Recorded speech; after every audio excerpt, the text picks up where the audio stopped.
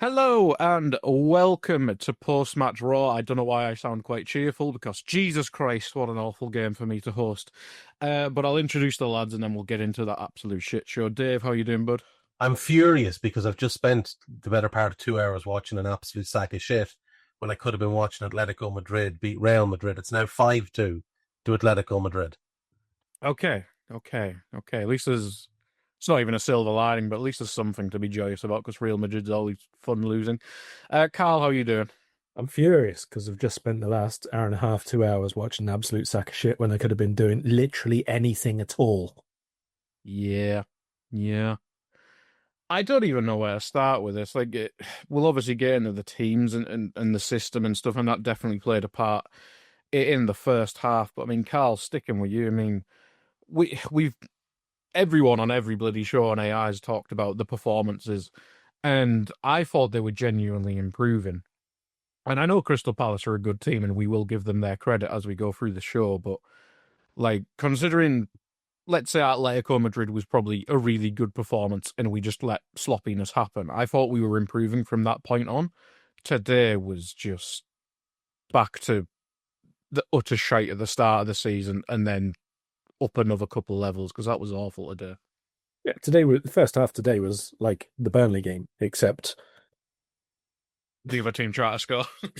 well, I mean, yeah, Burnley didn't try to score, but I mean, we were as bad as in the Burnley game, is what I mean. It's exactly the same things again. There was no movement, there was no energy, there was no pace to our game. We were really, really poor against the same style of play. The same repetitions of play. Crystal Palace's counterattacks.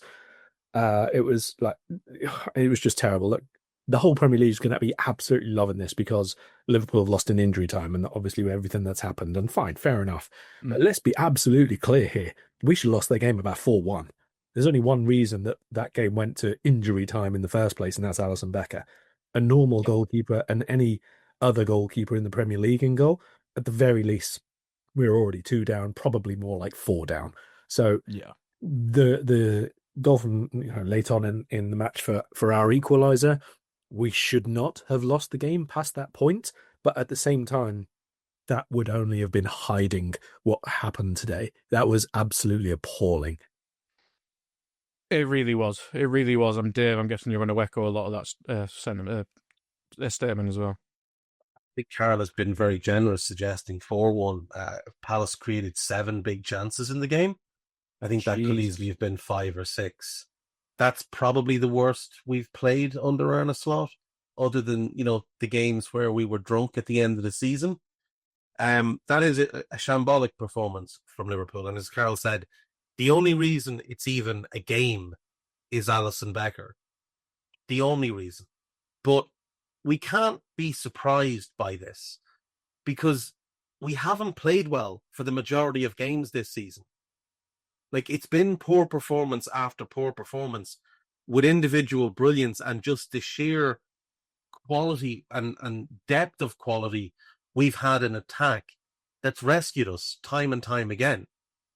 We can't be surprised that we're conceding so many chances when defensively we've been really poor this season. And people can say, oh, well, in such and such a game, they only gave up such and such XG. I don't care. Watch the games. Stop looking at your spreadsheet. We have not been good defensively this season. We're far too easy to play through. The fullbacks have not been impressive, other than when Szoboszlai's been at right back. And our midfield is a sieve. So it's not a surprise when teams walk through us like Palace did today. Or it shouldn't be anyway. Well, Dave, let's stick with you because we'll get onto the teams and the system and stuff, but that's kind of boring. I know we always start with it when we're in a bit more of a joyous mood, but you mentioned some of the individuals there, and the midfield we'll probably discuss as a collective issue when we get to it. But the right side of our defence today, Dave, was an embarrassment. Like Bradley, obviously got subbed off at half time. He's probably the first one to speak about, but the one behind him is Ibu Kanata, who I don't know.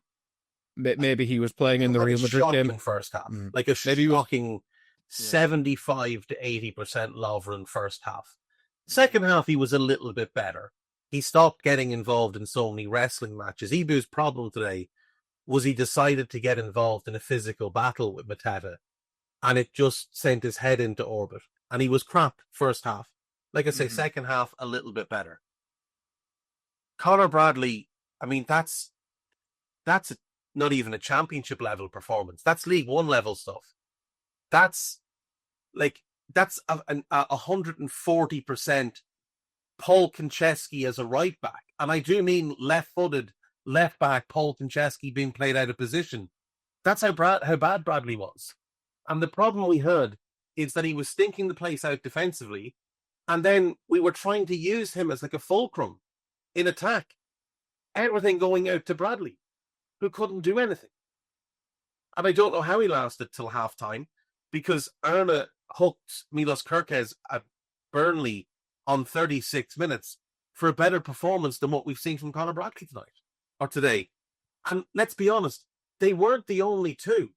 He could have made 6 or 7 subs at half-time. Easily. Oh, absolutely. And nobody would have said, well, that's a strange one.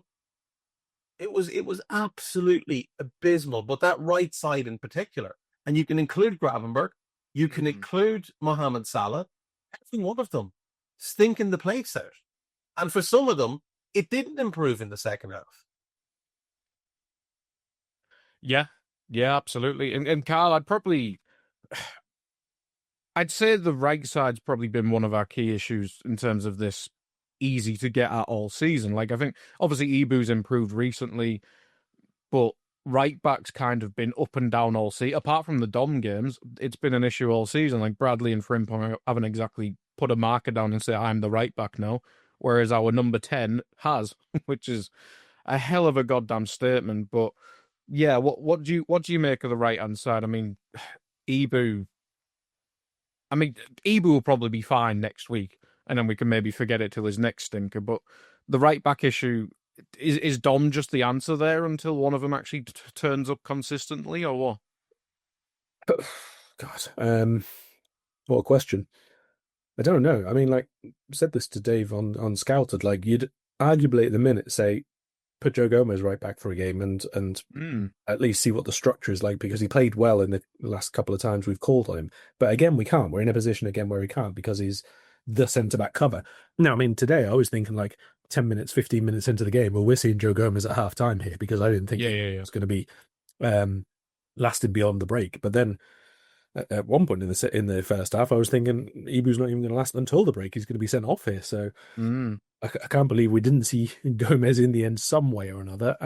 Frimpong, when he came on, often we say like, oh, this guy looks like he's won a raffle. Actually, Frimpong today looked like he was runner-up in the raffle. He was like, that was just incredibly bad, even for the goal later on. Like, his pass to, was it Gravenberch put the crossover? Yes. Yeah, his pass to Gravenberch was like shocking. I think it hit his wrong foot and it bobbled. It was like a 5-yard pass. He was awful. So, I mean, yeah, you can say Szoboszlai at right back is potentially the move at the minute, but was the midfield without Szoboszlai in it any good today? I would say no. McAllister's still way off it at the minute.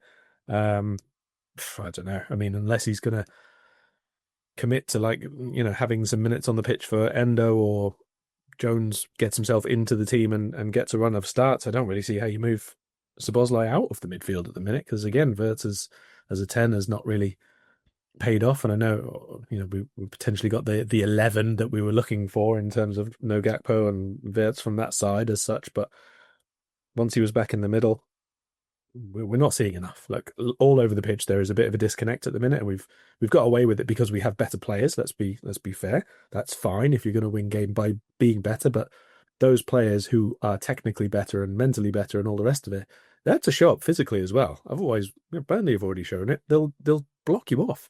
Crystal Palace have beaten us today. We do it again against, well, take your pick, Galatasaray, Chelsea, the next few games. All of those teams will overpower Liverpool if they're not playing properly. And by playing properly, I mean with the speed of play, not just, you know, with the patterns that we have and going side to side and all the way across again.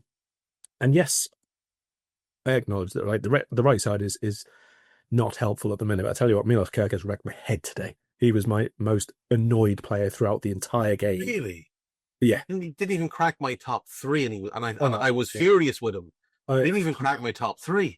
He was just absolutely wrecking my head. The amount of times he's just turning inside to take the ball sideways. So he's not in a body position to cross. He has to then go back. It's always then backwards, back to the centre backs. And then to top it off, clear it with your right foot.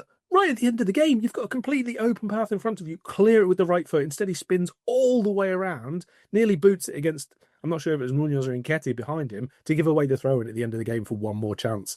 It was just ludicrous today. Like, even if you don't have the confidence in your right foot, you could easily reach that with the outside of your left foot and just punt it. Like, put it as far away from the goal as possible. It's now, let's be fair. We still shouldn't concede the goal. Oh, like, no. Either one. It's bad that he gives away the throw in and it leads to a chance. The throw in itself is poor. We should deal with it, and we don't. And then lads just don't get out quick enough because I don't know why they're standing about admiring themselves and playing Nketiah onside. As is usually the case with actual goals that go in, we can always pick out probably 2 or 3 different bits where you say that shouldn't happen. This is where you stop the goal. This is where you stop the goal, even before the actual shot happens. And fully agree, like clearing the ball, and probably the first game, the same for their first goal as well. But as we have already acknowledged, and let's make sure we keep referring to that, we should have conceded 3 or 4 other goals today.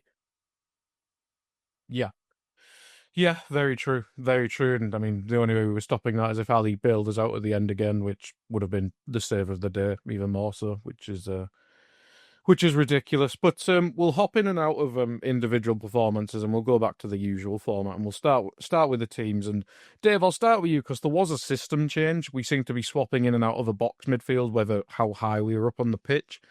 Let me just get the team in front of me because I had it on a different tab.